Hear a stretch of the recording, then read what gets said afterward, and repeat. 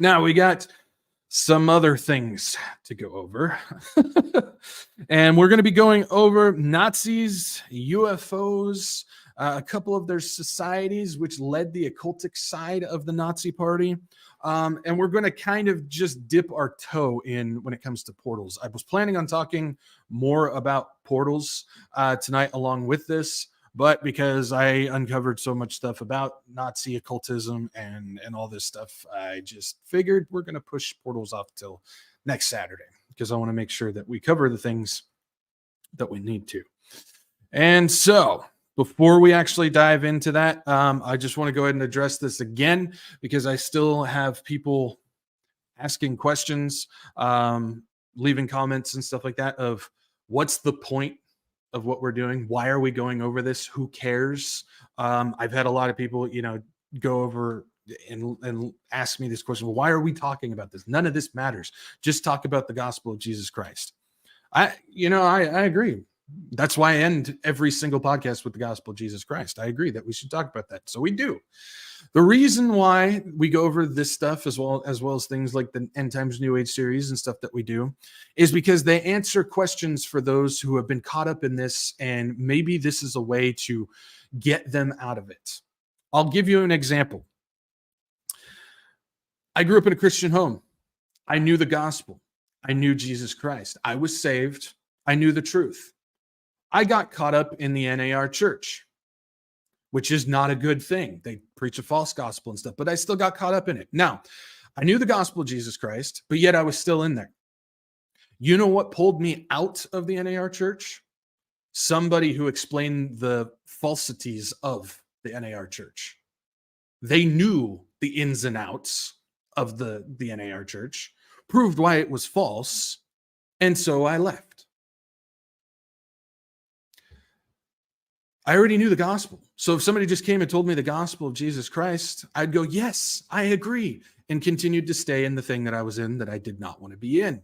But because there's people out there, David Henneke of New Kingsland Church and Spencer Smith, because they cared enough to expose the falsities of that, I then took that information and left.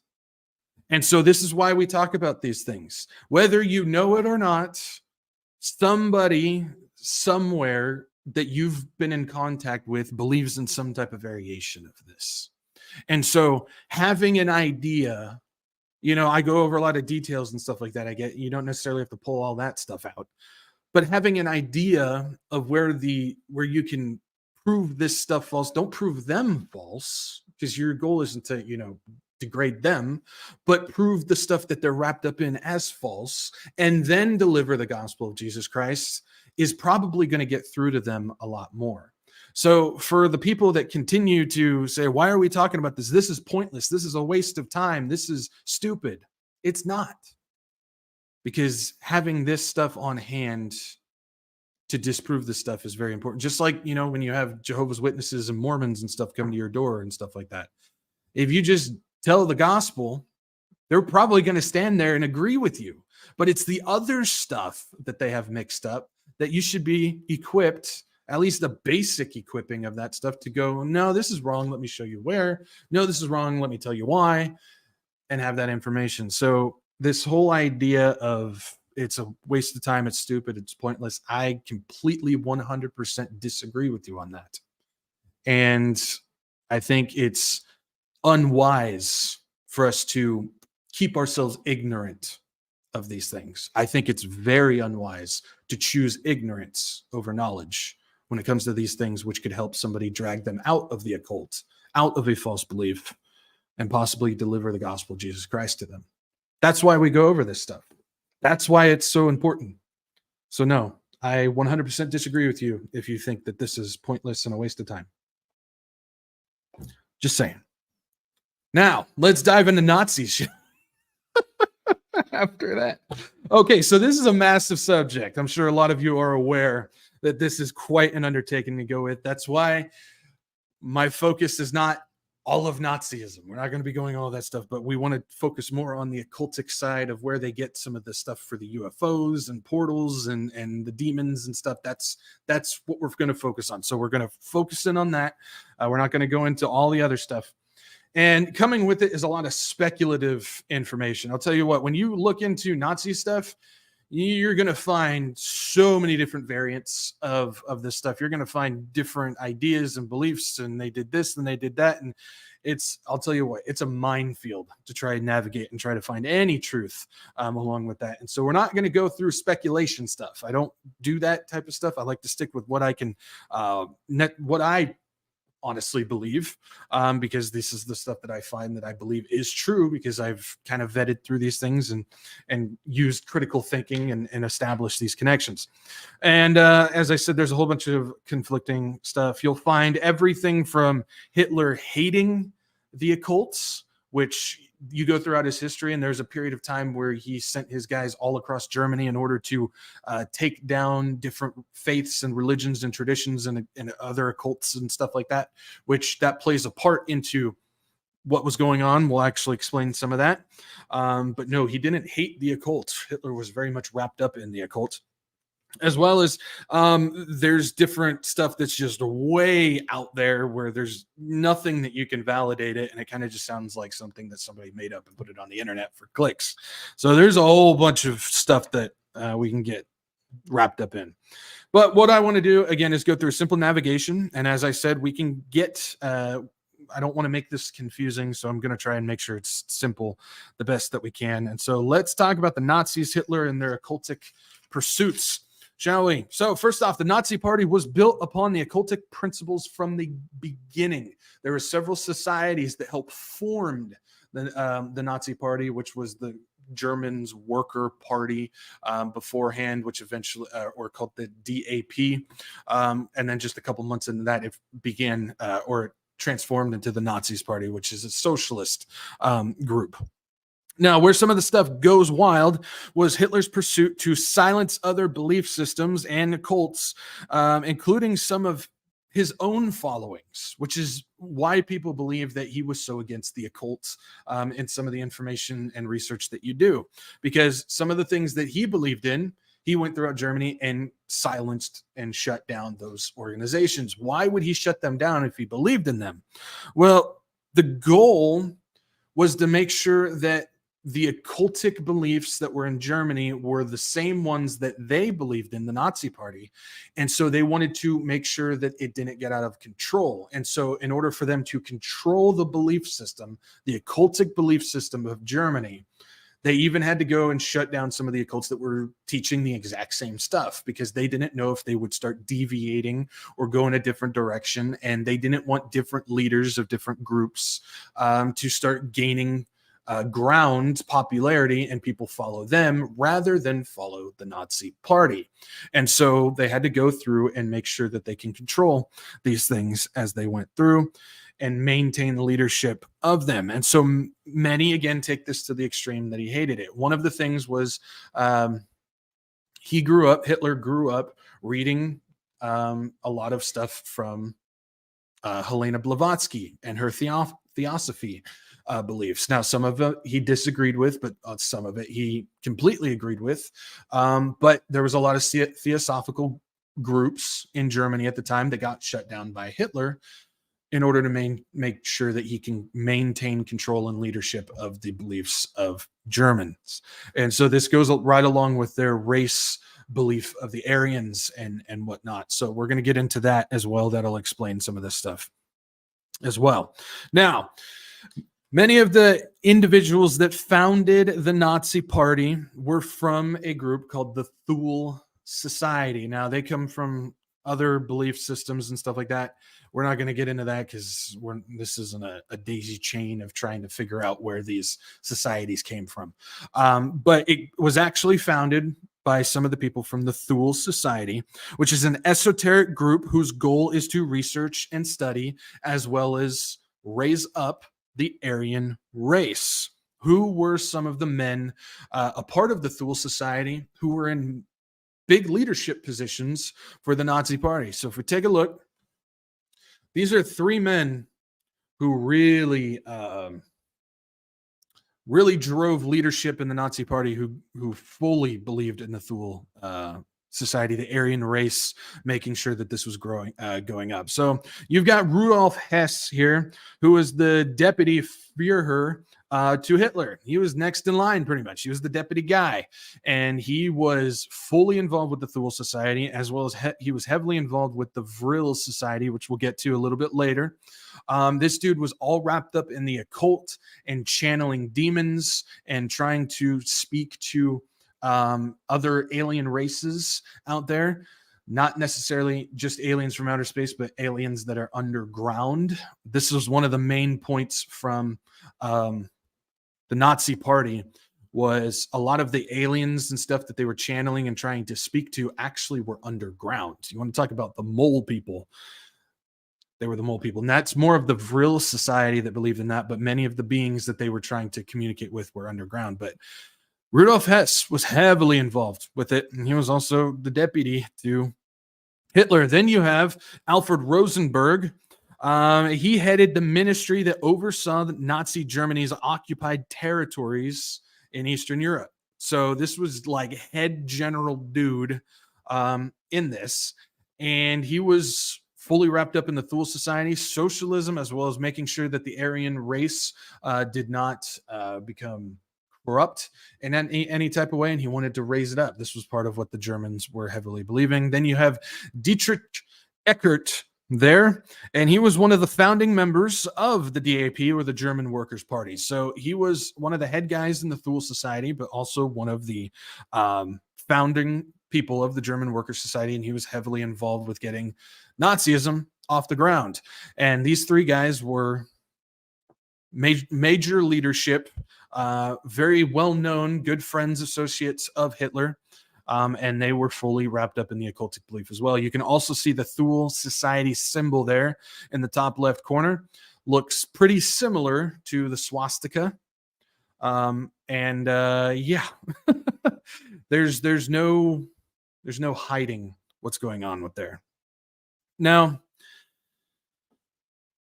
the Thule Society emblem, and we've already seen this emblem when we did our End Times New Age series. We saw it in the Theosophy logo. We see it in Hinduism, Tibetan Buddhism, and we see it in different things, even like going into Egyptian stuff. You can even find this specific thing. It's all over these religions in various places.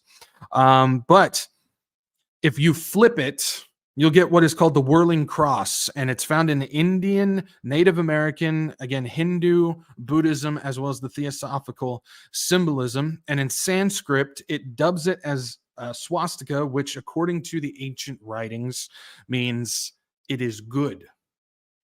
Now, what's fascinating is all of those religions and Nazism is not good. But yet all of them have taken this symbol and believe that it's good. Now, if you want to dive further into it, you can. Basically, Hitler believed that new symbol was able to take down the Christian cross. As we know, Hitler hated Christianity, even though there's some out there that think he was a Christian. Again, go with the world's version of Christian, and they think everything is Christian now. But basically, he said that is the new and improved cross. And so that's what's going to surpass Christianity and take over, which is the swastika that we see today. So if you want to ask Hitler about that, that's what he would tell you. But you'd have to go down to hell for that, and I don't recommend doing that, because that's where he is right now. That's for sure. Again, as I mentioned before, worth noting that Hitler did do extensive study of Blavatsky's Theosophy, and so he believed in a lot of what she did, which a lot of the Thule Society believed in that, as well as the Vril Society. It's kind of amazing how many things came out of Theosophy and the Theosophical society that Blavatsky did. And it's also worth noting, which we'll make note of towards the end of tonight, is Theosophy. One of the people that Helena Blavatsky channeled happened to be Dwal Kul, the same one that Alice Bailey channeled. and he's also known as the Tibetan. And so Tibetan Buddhism, and we'll also notice that the Nazis had a major interest in Tibet. They actually did many expeditions to Tibet as well. We'll get into that a little bit later, but it's all important to understand how interconnected these things truly are to each other. Now, their studies, the Thule Society, their studies mainly consisted of Ariosophy, which was actually a mutation of Theosophy by two Austrians that developed this. And if we take a look at Ariosophy, the creators, the Austrians who developed this, you have Guido van List. You can't say the name without going German with it. I'm telling you, you just try it. Everybody needs to try it. You just can't do it. Guido van List and Hoijland van Liebenfels. Yeah, I'm telling you, you just can't say it without doing it. Anyways, these two guys, as evil as they are, because these are evil men, that dude's got a killer beard, I just got to say. But as evil as these guys are, they were massive studiers when it came to taking theosophy and mutating it and twisting it and creating a variant called Ariosophy. There we go. I can say it, I promise.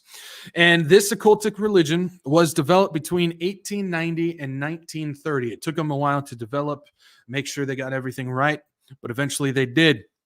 And again, they main inspiration was from Blavatsky's secret doctrine, which was also something that Hitler studied extensively. The goal, according to Van List there, was to transform Germany into an Germanic, there we go, occult state with magi, like wizards and those who invoke magical powers, dark magical powers, in leadership roles. Basically, they wanted to create the perfect humans, which they believe were the Aryan Germans. They want them to grow and take positions of power. And the leadership positions were to be held by those same people, same race, but tuned into dark magical powers and be able to lead the new race, the new society, eventually the new world, which was one of the reasons why Germany was spreading out so fast and so far, which they spread thin, obviously. But that's one of the reasons why they wanted to do it, because they wanted to take over the whole world and have leadership positions of occultic magical powers. And those magi would use German runes, like the magical runes that you use for different spells and seances and channelings, opening portals, as well as different types of stuff. We're not going to get into all the runes. If you want to look into it, you can. I don't see any real reason to. But they wanted to use German runes to do so, which was adopted by the Nazi Schutzstaffel, or the SS, best known, as the double S symbol. You guys know the SS emblem. I don't want to throw too many Nazi images on screen because I really don't want to get struck again. So I'm sure you guys all know what the SS logo is. It's the S's. But that emblem, those S's, are actually made out of Sig runes, which are German runes. And so the entire SS Schutzstaffel was designed over occultic foundations. The whole group was led into believing in this type of occultic practice. And as we know, the longest held leadership position of that is Heimlich Himmler, and his obsession with the occult goes probably deeper than most in the Nazi party. Even people like Rudolf Hess and even Hitler himself. Himmler was all wrapped up in this stuff. The SS was also designed to be a group of only Aryo-Germans, and they were the only ones that could become citizens of the SS, as well as hold positions of power, and they were only allowed to procreate with each other. Now, if you guys want to get into some seriously horrific stuff, which I don't recommend, you can take a look at what the Germans were trying to do with their breeding farms. But basically, in order to control the world, you have to make sure that your race that you believe is the only ones that hold power and magic and are of the perfect fit, is to make sure that only 2 individuals of that specific group mate with each other, and you continue to procreate, creating on that. So they needed to get the perfect Aryan German breeding ground. Honestly, that's how they deemed it going. And so that was the SS as well. The SS was much more than just bodyguards. A lot of people think they're bodyguards. They also did their secret missions as well. They had all that stuff going on, but they were also one of the ones that were trying to build up the perfect Aryan society at the same time. And so if you want to take a further look into it, you can also take a look at the rough draft of the 1935 Nuremberg race laws, which was also designed after this as well. Now, if we get to Liebenfels, George Lanz von Liebenfels, yes, Lederhosen, I don't know. If we get to Liebenfels, he taught... he was a former monk who launched an Ariosophical, that's such a weird word to say, Ariosophical society called the Order of the New Templars. And to go along with that, he wrote a viciously anti-Semitic magazine called Ostara. And it is believed that young Hitler, because Hitler was pretty young at this time, was an avid reader of that magazine. So much of what was taught by Liebenfels was then adopted by Hitler as well. The anti-Semitism, the Aryan Brotherhood, a lot of theosophy, and a lot of the Ariosophy, sophical beliefs as well were in there. And so much of what Hitler designed his campaign after was these things. Liebenfels also taught that the Aryan race were superior to all others, including the Jews, which the Jews, according to him, takes the lowest ranking of humans. He actually puts them like below dirt. Again, there's that anti-Semitism that we know them for. But going as so far that the Aryans were the most complete incarnation of God and of the Spirit. So they took, Liebenfels here took it even further and was saying that it was the Aryans, the Aryo-Germans, who were the most complete version of God. And so in order to reach full consciousness, which, yes, even Nazi occultism was wrapped up in the consciousness belief as well. In order to reach full consciousness, as well as restore the magic and the power, as well as the human race, which would be the Aryan race now, in order to save it and bring it about, we have to make sure that the world is run by the most complete incarnation of God. And so they believed that they were right up there, the same level as God. Have you noticed, even in Nazi occultism, as well as all the other beliefs out there, it's always rooted in the fact that they believe that they are gods. They always believe that. That is the root of all these things. And where did that begin? It's right in Scripture, guys. The Garden of Eden, when Satan lied to Eve and said, God is lying to you. If you eat of this fruit, you will be like God.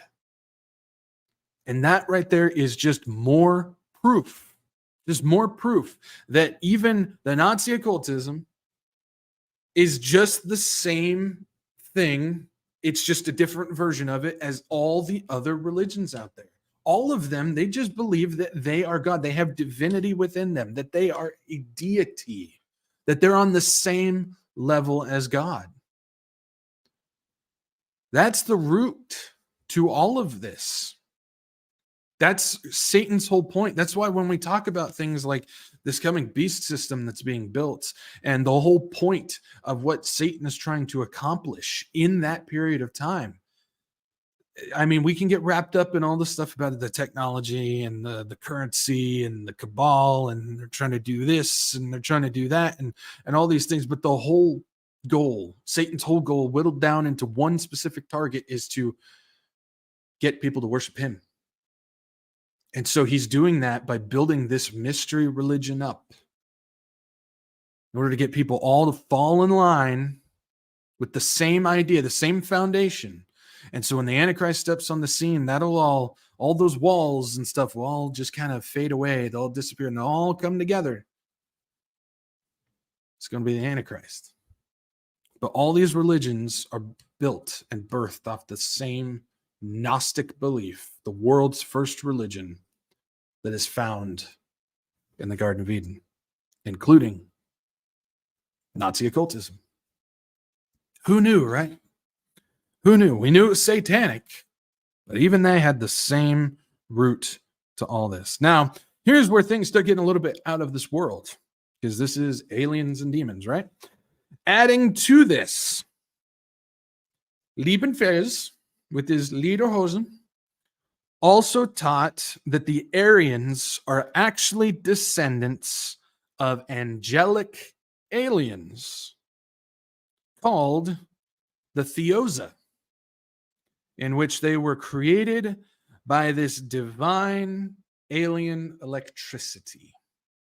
So the Aryans, being the most complete incarnation of God, as he taught, were actually creations from this angelic, electric-based alien or alien race called the Theosas. Even they had aliens involved with this. In order to protect the Aryan race, all others must be castrated or killed, as interbreeding would sap the Aryans of their magic and power. And these ideals were also the main point of his Ostara magazine, that anti-Semitic magazine. All of this stuff was in that magazine that Hitler just read and read and read and sucked it all in. And he believed in all this stuff as well. Now, coming along with the Thule Society occultic beliefs was the idea that the Proto-Aryan race lived on the island of Thule. You may know it better as the home of the gods. And so it's this most northern island called Thule, or the home of the gods. And it's also the home of the Hyperboreans. Now, another of Hitler's leadership, and also quite possibly the most occultic follower, of course, was Heinrich Himmler, and he was obsessed with finding Atlantis. Atlantis and Thule play a part in this. I know, right? Who would have thought that this would be one of the leading aspects to Nazism and the occult of it? We'll get to Heinrich Himmler a little bit later, but sticking with Thule, the island of Thule, or the original name for the Hyperboreans, was known as the continent in the north where the gods of the heavens descended. They lived with great prosperity, technology, and power. And this gets into some of the Greek mythology as well, because this is where some of this stuff comes from. Now, according to those mythologists and researchers and those in that pagan group that go along with this, when the ice shattered, because apparently there was a conflict brewing over there. When the ice shattered, the Hyperboreans migrated south and settled with the Atlanteans in Atlantis. And what's interesting is von Liebefels there, along with Heinrich Himmler and several of the other believers in the Thule Society and whatnot, they believe that the Aryans are actually part of the Atlanteans. They actually were the ones who lived in Atlantis before it sunk. This is one of the reasons why Heinrich Himmler was so dedicated to trying to find the city of Atlantis. I mean, this stuff is, who would have thought? I mean, because we hear all the stories about Nazi occultism and all this type of stuff, and we hear about the horrors of it, the satanic, the experiments that they were doing on people and the different technology that they were creating, and it was almost like a whole bunch of little demons walking around and type of stuff. But a lot of what they believed in was this same type of, best way to put it is this white magic occultism stuff, which again, white magic and black magic are the same thing. It's just they're just dressed in a different way. White magic is more acceptable. The stuff like we see in the modern church today, the charismatics and the NAR and a lot of that stuff, a lot of what they're doing is white magic. It's more, oh, well, I'm getting this feeling, and it's from God. It's the Holy Spirit that's doing it. Well, it's a spirit, but it ain't the Holy Spirit. It's still black magic. It's just dressed up in a way where it's more accepting for people. And so even part of the Nazi occultism was wrapped up in this, whether it's the angelic electric angels, the aliens that came down and helped, or trying to find the lost city of Atlantis and stuff. I mean, that's not stuff that you would necessarily deem as this Nazi occultism stuff. But it's still just as intertwined in it, as well as all the other religions out there that follow along with it as well. So even back then, it was, they still used this dressing up, this white magic version of the occultism that they were doing. But here's where we get various ideas about what happened. And so, like I said, I don't want to step into speculation stuff. There's a whole bunch of different variations of what was going on during the mythology type of stuff, and we're not gonna get into that. There's no point. But the most common consensus, and the one that I tend to lean towards, because if you guys don't know, I still get asked questions. Do you believe that, like, these Egyptian gods and Greek gods and stuff like that, did you actually believe that they walked the earth and stuff? I do. I absolutely do believe that they did. I believe that they were the Nephilim, and they were, bigger, stronger, smarter, had different abilities as opposed to the humans, and so the humans worship them as gods. So do I believe that they actually walked the earth? I do. And so when it comes to the history, though, when it comes to all the historians and mythologists and it's stuff what they do, there's so much variation that I can't necessarily give you an idea of what history is true, factual, and what's not, because it's so different. But the most common consensus, the stuff that I came across the most often, which didn't contradict itself, is that the city of Atlantis lost favor with the gods, and so they sunk it, and so all the Atlanteans had to leave. And this eventually led to Himmler's, again, long crusade of trying to find the lost city of Atlantis. But where it gets weird, if you thought it was weird so far, just wait. It's about to get even weirder. Where it gets weird is the connection of the Thule to the Vrilia race, or Vril. Now, here's where we see a connection. Whether you want to believe it or not, I believe that there's a connection. This race is called Vrilia. What was the name of the entity that interrupted? For those who have watched the series up until this point, you'll be able to know what I'm talking about. For those of you who haven't, you probably have no idea what I'm talking about. But what was the name of the entity that interrupted the broadcast in 1977? What was his name? Vrilion.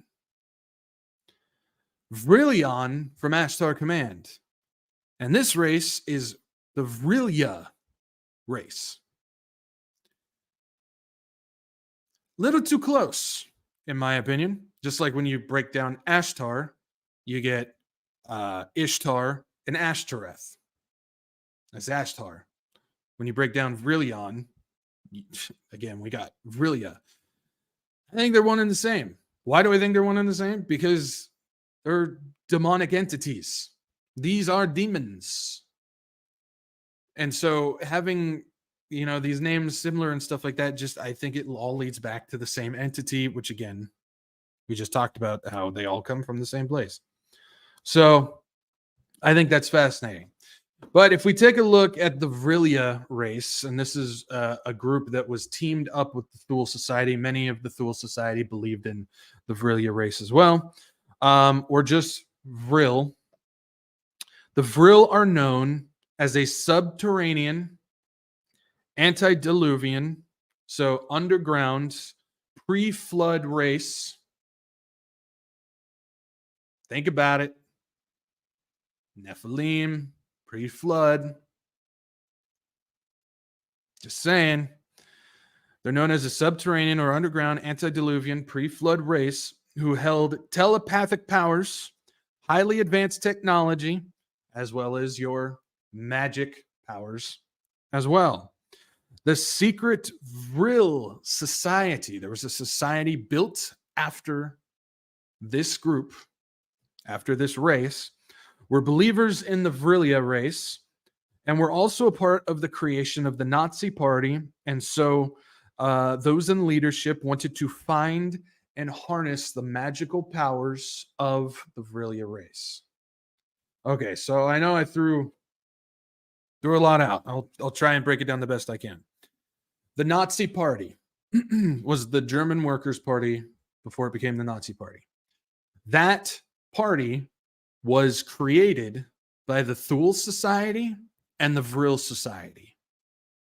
The main foundation to the Nazi Party was Ariosophy, Ariosophy. There we go. I can say it. Ariosophy, and harnessing the Vril power of the subterranean race. The entire Nazi regime was designed after this. Was designed after aliens creating the Aryans, making sure the Aryan race bloomed, as well as trying to harness the magical powers of the underground pre-flood race of the Vrilia. And people like Heinrich Himmler, there we go, I can say it, Heinrich Himmler and Hitler, along with Hess and these other guys, Rosenberg and Eckhart and stuff, they all believed in this. And so that was their goal. That was their goal.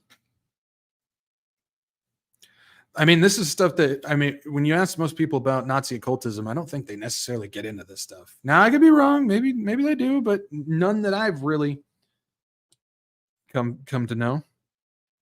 And so that was their goal, was to try and harness this power. So the Nazi regime was built to keep the Aryan race going and bring the occultic magic powers of the Vrilia race. This secret society, the Vril Society, is known to have been established at the All-German Society for Metaphysics, headed by two mediums. If we take a look, there we go. The Vril Society mediums. You have Maria Orsic there, and then another female by the name of Sigrun, which is actually short for Sigrun, which is the German runes, which the SS logo is designed after. Both female. And these were mediums, and they said that they were able to channel these Vrilia race people. And so if you dive further into the Vril Society, which was a combination of people from the Thule Society, the Vril Society, and another Templar group, yes, those Templars, everybody who was a part of the Vril leadership was female. And so if you look through, they were all women. They all had this ability to channel these things. And they all wore their hair in extremely long fashion, mainly like in ponytail type of way. It almost looks like a horse tail. And they believed that that was their antenna for them to be able to contact extraterrestrial aliens in order to receive messages. I'm not making it up. I'm serious. If you thought I was making up the Pleiadian stuff, then you should believe this stuff I'm talking, because I'm not making this stuff up. But the leader of it was these two women, Maria Orsic and Sigrun. Now, nobody knows her name. There's several different images of her, different pictures claiming that it's her, but they all look different. So I can't verify what her actual picture is. So I just put a question mark there. I don't want to give you guys a false idea, but Maria, that's pretty much unanimously her picture there. And so this was created at the All-German Society for Metaphysics. And so here we go with metaphysics again. This is the root of theosophy, as Hermeticism, Nazi occultism, all the different osophies and idics and all the different sects of these different religions and stuff like that. Many of them come from metaphysical belief, which is, God, everything we can do is with our mind, it's with our consciousness. If we just ascend, if we just align ourselves in the right way, we'll be able to alter the reality around us. Things like theory of mind and New Age and stuff all get involved with that as well. And so again, we have the roots when it comes to channeling and mediums and all that type of metaphysical belief. Again, is at the root of the Vril society. It's the belief that we have that power to do so. Now, the society officially formed in 1921, but they were working on this stuff way back in, 1913, I think. 1913, but they officially formed in 1921. And in 1922, they believed that they had telepathically communicated with the Vrilia race. And so what happened is, in a room with both Maria Orsic, Sigrun, as well as Rudolf Hess in this room, along with the Thule founder of Rudolf von Sebendorf. Germans in their names. I'll tell you what, I'm allowed to say that. I've got German roots in me. Deal with it. But the Thule founder, Rudolf von Settendorf, with the two and Hess. This was in Hess's apartment. And what happened is Maria sat down in a chair and started channeling none other than Dietrich Eckhart, who was dead at the time. He was dead for 2 years prior to this. And so she managed to channel him. This is what the story goes. And he was able to speak through her body, because if you guys don't know what channeling is you're putting yourself in a meditative, empty state. You're basically making yourself a vessel for a spirit or another entity to grab a hold and speak through you, sometimes move with you. Automatic writing is a part of channeling as well, where you're allowing another being to take over your hand and you're not in control of it, and you're just automatic writing. A lot of music and artists and stuff like that, some of the most famous artists out there today, use automatic writing in order to create music that manages to get to most of society today. That's why they were so popular then and today on that. So she channeled this dead Eckhart guy, who directed the group, to continue to try and contact the Vrilia race. And so they did. And what happened is she contacted the Vrilia race, who started sending messages in an alien language. So she was channeling this and automatic writing different messages, and as well as different blueprints and schematics to things. And so what they thought was an alien language was actually Sumerian language. So again, we start going back in time again. And so Sigrun was able to read it and translate that language that Maria was channeling through from this Vrilia race, which we understand as demons. They wanted to get this information to them so they can move the world in the direction that they were needing at the time. And so by the end of 1922, through funding of the Thule and Vril societies, the first flying disc aircraft was created. Yes, the UFOs were created at this time. And they began not through what people think as far as like the portals and stuff. The Germans were doing the portal stuff too. Don't worry. But the first UFOs, the flying discs, were actually given through Maria and deciphered by Sigrun. And so the Thule and Vril societies were the first ones to actually design, fund, and create the flying discs. Sigrun was actually the one who was overseeing the construction process of this, making sure that it was getting done properly. Now, the official name was Otherworld Flight Machines, because the goal for these things wasn't to use them as weapons on Earth. The goal was actually to go through space, go through time and space, dimension jumpers. That was actually what they were officially designed for. And they eventually became known as the Vril disk. That was the official term. So if you type in Vril disk on like a search engine, you'll find all this stuff. And again, it was originally designed to travel to Aldebaran, which is supposedly the home planet to the Aryan race. Remember those aliens, the angelic Theosa aliens? Well, apparently they created the Aryan race on the planet of Aldebaran, which is a part of the Taurus star system out there. By the late 1930s and the early 1940s, heavy Nazi funding. So this is when officially the Nazi Party started funding the development of these discs. Heavy Nazi funding was heading into the Vril disc research and testing process, with people like Hitler and Hess making sure it kept going.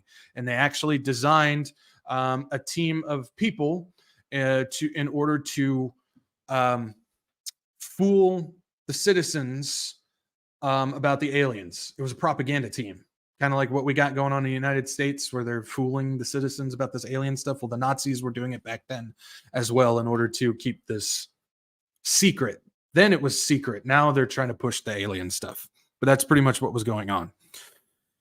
And so there was many years of testing and design with various names. And so what we're going to do is we're going to go through some of them. There was total that we know of, that at least I could find and I could verify. I'm just going with verification here the best I can. Total of 11 variations of these discs. You had Vril 1, which was called the Jaeger or Hunter. Apparently there were 17 of those actually made. Then there's Vril 2, which was the Zerstroyer or Destroyer. Apparently there was none made, at least confirmed that there was none made. It was not able to work properly from what I can understand. Then there were several Vril 3 and 4, 5 and 6. Can't really confirm anything on that. Then there was Vril 7, which was the Geist or the Ghost. Then there was Vril 8, which was Odin. A lot of the society stuff was built upon the Greek mythology stuff, of course. So you have Odin. Vril 9 was the Abjager or Universal Hunter. Then there was the Vril 10, which was the Fledermaus or Bat. And Vril 11, which was Tufil, which was Devil. Interesting.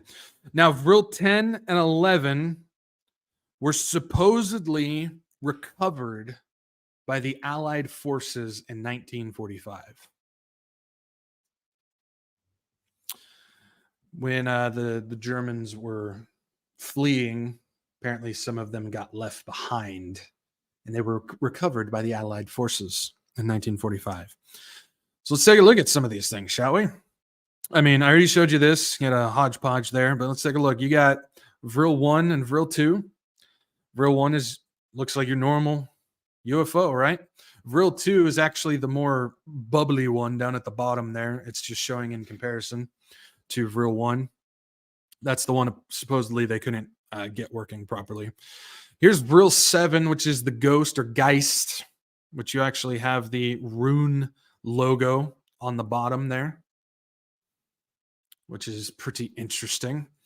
And then you have, here's Vril 8, the Odin, which had giant magnetic like balls on the bottom of it, which was like a lot of electromagnet stuff in order to propel and move and stuff. Now, these things were extremely difficult to control. Apparently, they were having issues with getting these things to stabilize and do what they wanted them to do during the testing phase. This is just according to them. But apparently when they were able to get these things, people properly trained and them tuned into how it was properly to work, these things could go, I mean, beyond fast anything that we have today. I mean, even think of the jet planes and stuff that we have today. Apparently, they could get these things to go even faster. There were manned and unmanned versions of, according to the research that I was looking at, and they were able to stop and turn, dip and dive on a dime. They were able to do these things. Now, the question of can humans even handle what was going on in there? I don't know. I know probably the human body can't handle some of the stuff that's going on, but it's important to understand that sometimes when we see, these people who have reports of I saw a UFO and stuff like that, I believe that a lot of it is this technology that we see today more advanced. A lot of it can be unmanned now. That's important to understand. But the other thing is these hybrid Nephilim are able to present themselves in this form. They're able to shapeshift and do this type of stuff. So when you see something go super fast and then turn 90 degrees and go at the same speed without slowing down or anything, you're probably looking at something like that that's moving through the air. Now, a lot of people might think I'm absolutely insane for believing in some of this stuff, but I absolutely do. I mean, this is stuff that has happened. And the amount of stuff that I have researched when it comes to supernatural and occultic and the different religions and stuff like that. And again, I only share a part of the stuff that I come across because the Lord protects me. I'll just say that when it comes to some of the places that I dive for research. And I don't want other people necessarily going there, but from the research and study that I have done on this stuff, I 100% believe that this stuff is what we're seeing today. And it's playing a part in the deception of what we got going on. Absolutely. And I believe it's going to play a big part when it comes to getting these religions all to fold into each other after the rapture of the church. I 100% believe it. I do. Maybe it's best to just throw this up here.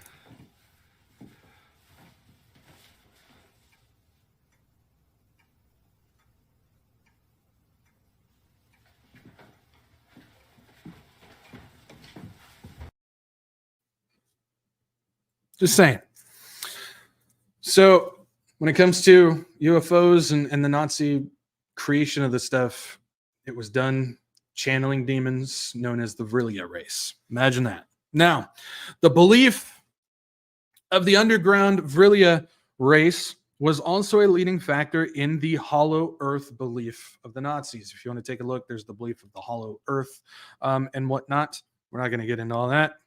But as the Vril Society of the Nazi regime were seeking out the supernatural from underground, the Annenerbe branch, which was another branch of the Nazi regime, was seeking the source of the Aryan race, which eventually led them to Tibet in hopes of finding the Shambhala underground. Shambhala is this Tibetan Buddhism, as well as some parts of Hinduism also believe in Shambhala as well, which is an underground capital city with magical leadership, powerful guardians, wisdom beyond our imagination, and they live underground. And so here we go with the underground thing again. And so the Annenerbe branch of the Nazis, as well as part of the Vril Society, believed that they could reach Shambhala.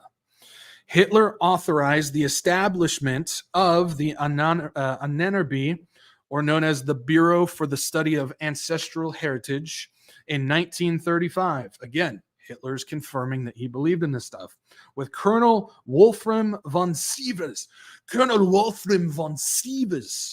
as the head. Now, the three main goals directed from Hitler, these were directly from Hitler, or at least his office, that said these are your three goals as the Bureau of Ancestral History. Find the source of the Aryan races, research the Germanic runes, and find the original origin of the swastika. Again, you know how the swastika is used in all these religions and stuff. Nobody really knows where it comes from. They wanted to find that as well.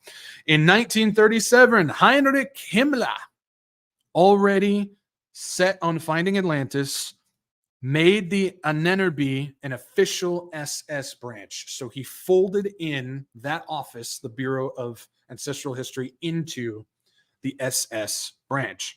And in 1938, the Annenerbe set out on an expedition of Tibet in order to find Shambhala beneath the Himalayan mountains. This is not the first expedition the Nazis have taken into Tibet. They took several other ones, but this was the main one to find their goal of Shambhala.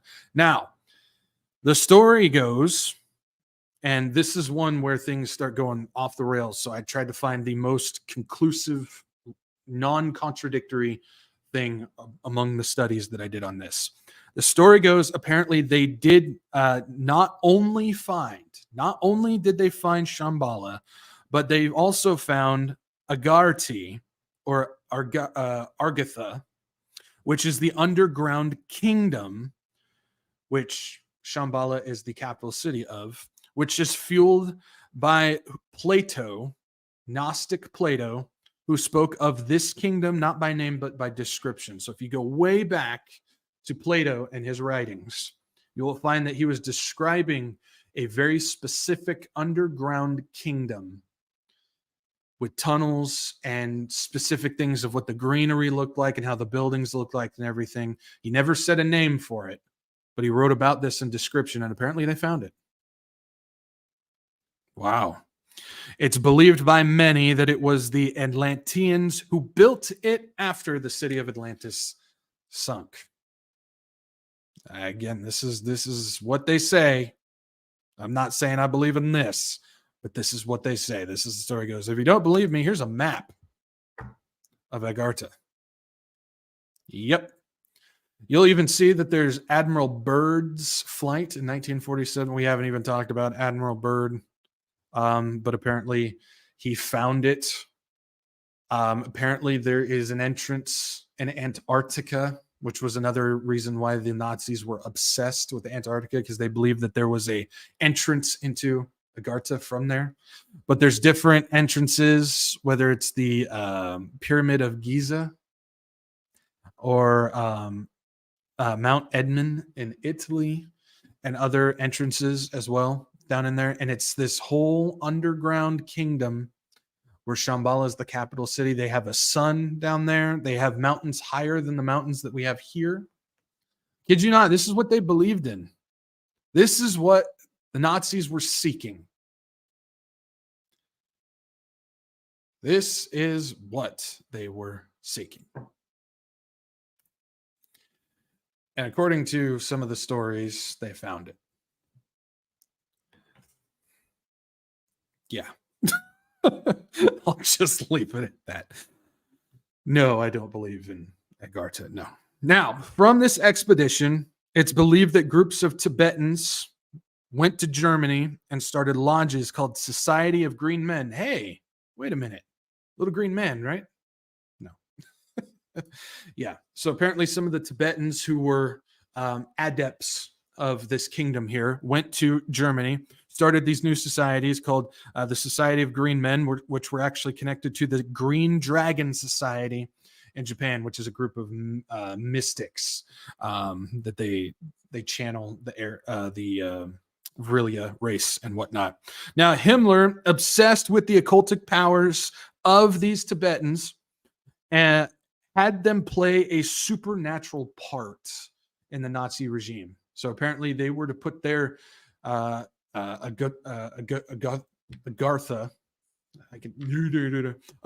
magic into practice and help lead the Nazi regime through that way. Kind of like how the Vril Society was channeling the Vrilia.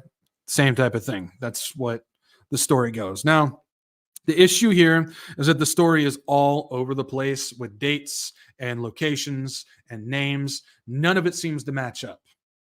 So that's why I'm saying a lot of this stuff when it comes to this aspect of it is just Nobody seems to have a concise idea of what's going on. I actually dug into like old Tibetan Buddhist writings, like historical writings, and pretty much the only thing that we can confirm is that it was in fact a Nazi expedition from the SS that was seeking Shambhala, but everything after that is just out there.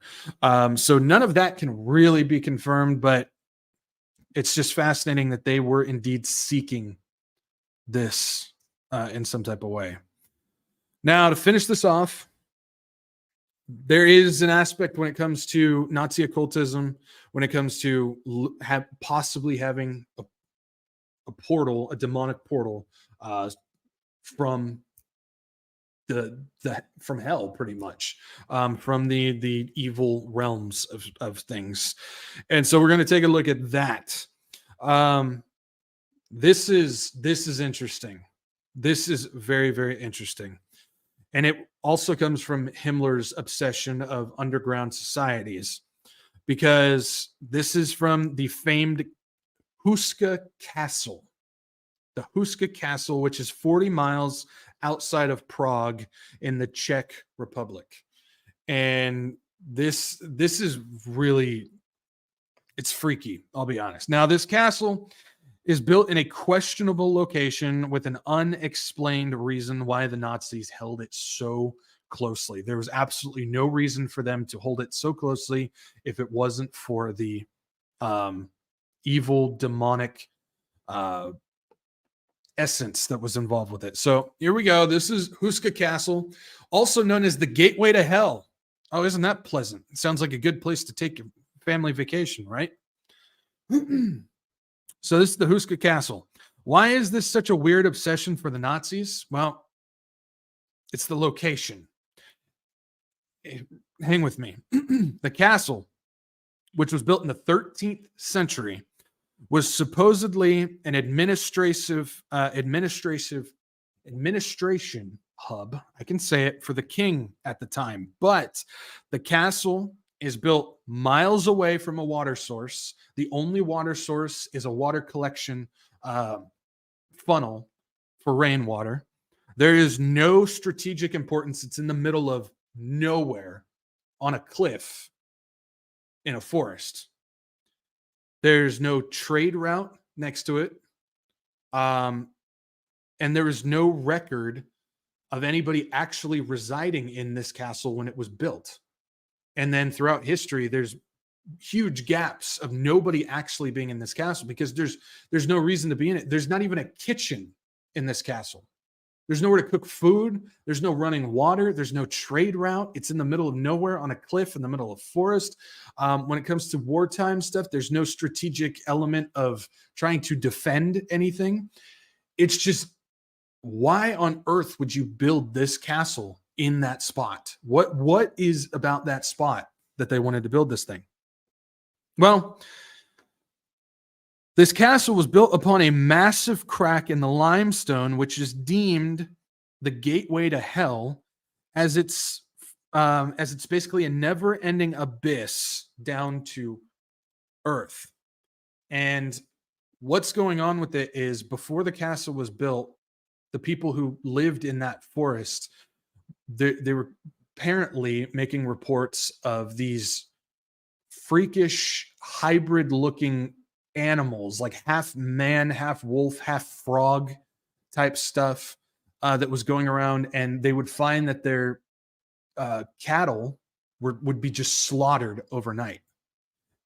And all the trail led to this crack in there. So they believed that they were demonic beings coming out of this crack. And so the king built a castle on top of it in order to keep them in.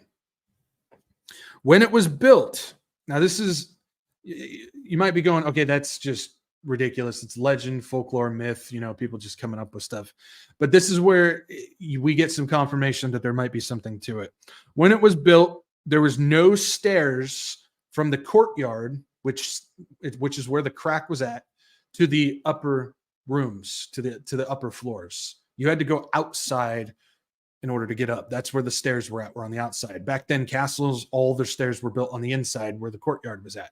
This was built on the outside. They didn't want anything that was in the courtyard getting upstairs. Along with that, all the defensive structures, because castles back in the day all had defensive structures in case there was invaders of some type. All the defensive structures were pointed inwards, not out, which meant that they were built to keep something in the castle, not keep people out of the castle. There's more to it. The king also had the crack sealed with stone plates, and he built a chapel over the top. So the crack that the castle was on top of, he had that sealed with stone plates, and then he had a chapel built over the top of it, a 2-story chapel built on top, which was dedicated to Michael the Archangel. You know, the warrior angel, who every time we read about him, he's there to take on these demonic principalities. They had him, or they used him as dedication for that chapel that was built to seal that crack. They had several paintings of Michael in that chapel, with one of them being that he was slaying a dragon, which is quite telling that they do this. Also found in the castle is a piece of artwork that doesn't fit the rest. And it doesn't mean it was drawn by somebody different. It's all of the artwork in the castle was of Christian faith, as much as I could tell, was built of Christian faith, except for one, which was not of it. It was actually of pagan belief. And it doesn't fit the time, like at the time that this was built and these things were painted, it doesn't fit the time frame of it. You'll see what I mean. It actually shows a woman's upper body with a horse or like a lion, some type of beast bottom. We know this more as a centaur. This is actually from the castle. And so it's a centaur woman with a left-handed bow. I'll explain why that's important. This is a pagan creature. These are most likely found in pagan creatures. And it's in an on place. It doesn't match any of the other stuff. And an on time. This is not something that would normally be painted at this time that it was built. A lot of people believe that what was being painted was representation of what was coming out of the ground.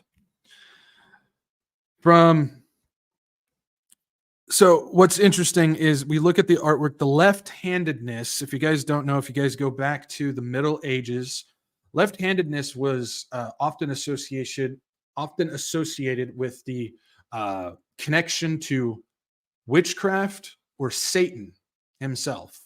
And so if you read through Middle Age history, there was a war on people who were left-handed. They would kill them. They would castrate them. They would sometimes burn them at the stake. That's, she's a witch, burn her, that type of stuff. Well, a lot of it had to do with left-handedness. They hated the left-handed because they thought it was satanic. They thought it was part of the demons. And so the fact that the centaur was drawn with the left-handed bow, which was not normal, every time anything was drawn, there was right-handed. But the fact that it was drawn with left-handed usually point to the fact of what was coming out of that castle. Now, from 1939 to 1945, Himmler's SS occupied the castle. Because of the SS secrecy, there are no official records. They were notorious for if they left the place, they would burn everything. Because of the secrecy, there's no official records. But with Himmler and the SS Occultic Foundation, it is to be believed that demonic experiments, eugenics, rituals, and yes, using the crack as a portal were the reasons that they made this non-strategic, actually a drag for any military castle, such a central point for them. They defended that thing to the death,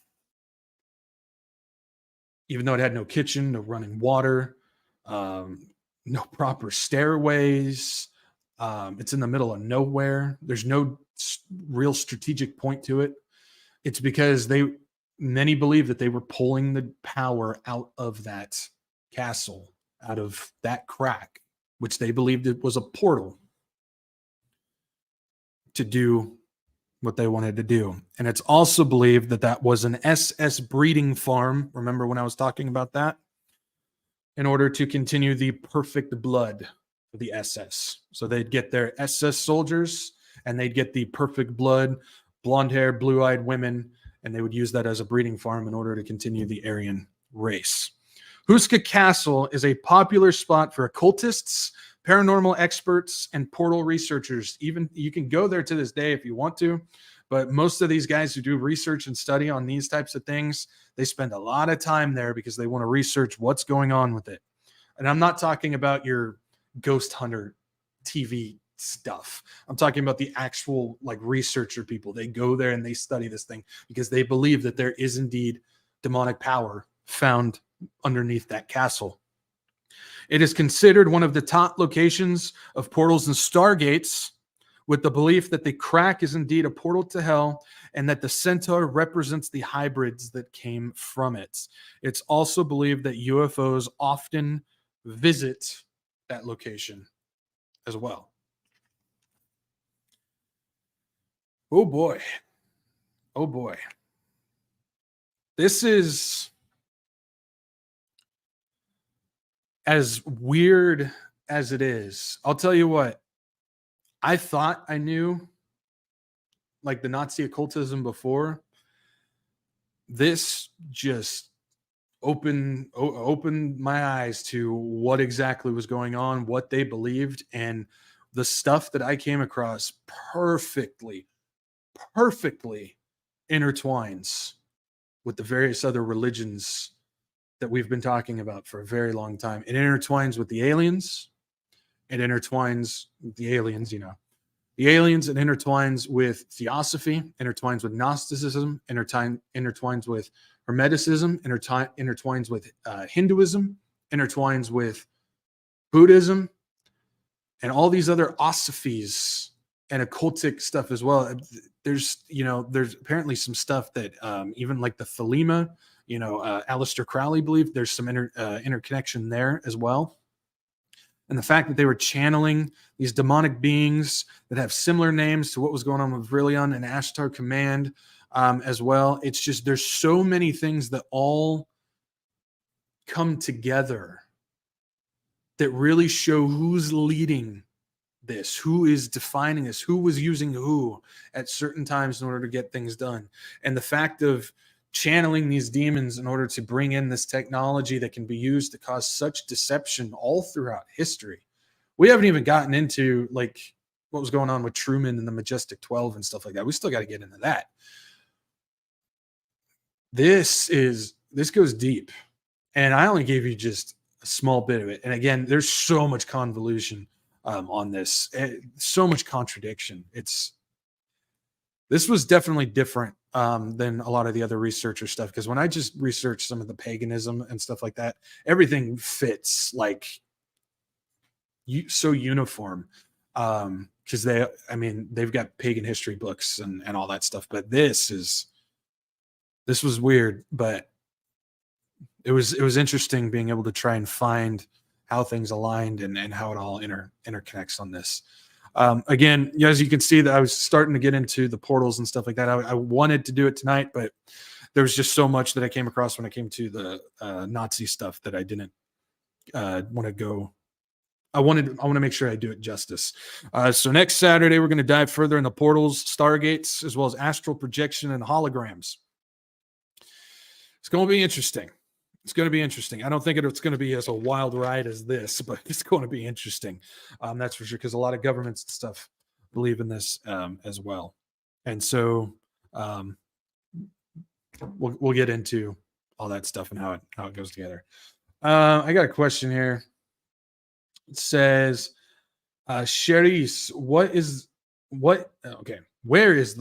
this located, and what is he talking about? Is it the Arctic?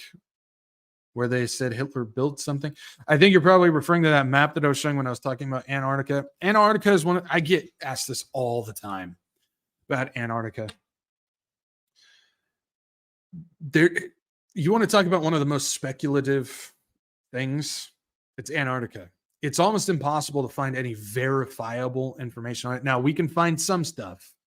I'm not even sure if I want to go into it, honestly.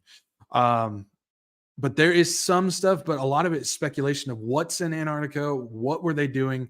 Yes, the Nazis had major interest in Antarctica. Apparently, they built a base there. It was actually the Vril Society that managed to tap into Vrilia, who led them and directed them to Antarctica. From the map, it looks like Antarctica is actually one of the doorways into Agartha, into Shambhala, and stuff like that. But yeah, there's a major obsession when it comes to Antarctica and what is there and who is there. Which again, I don't want to get into the speculative stuff. And Rosalie says, "Do you know about the Bell time machine?" Can't say I do. I might have to look into that. Can't say I do. Interesting. Sorry, I can't answer your question. But yeah, I don't necessarily know. Okay, so what we always do, though, we always end this with the gospel of Jesus, the most important part.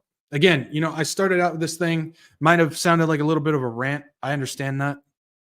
But I think it's very unfortunate that there's so many Christians out there that actively choose, I'll say it again, actively choose to stay ignorant on some of this stuff. And they find no need for it. And again, I'm with you.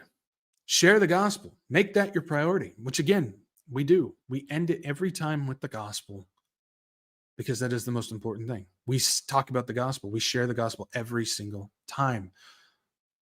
But there are people that if you just tell them the gospel, they will just ignore you, reject it, or even agree with you and continue to follow along with these things. The church, the modern church of today is so interlocked with these new age teachings that they'll say the same Christianese and then feed you all this other stuff that's going to lead you down the wrong path. Again, I was wrapped up in the NAR. I knew the gospel. So if you told me the gospel, I'd go, yes, great. I agree. I'm with you. And I would still continue to go down the path that I was going, which was wrong. It took somebody who could show the falsities of that in order for me to get out of it. Just like when it comes to these people, you have to find the way to share the falsities, to show them the falsities of what they believe in. And then you'll have the ability to then give them the gospel at that point, show them why that is the truth. And so just actively choosing to be ignorant, I just don't.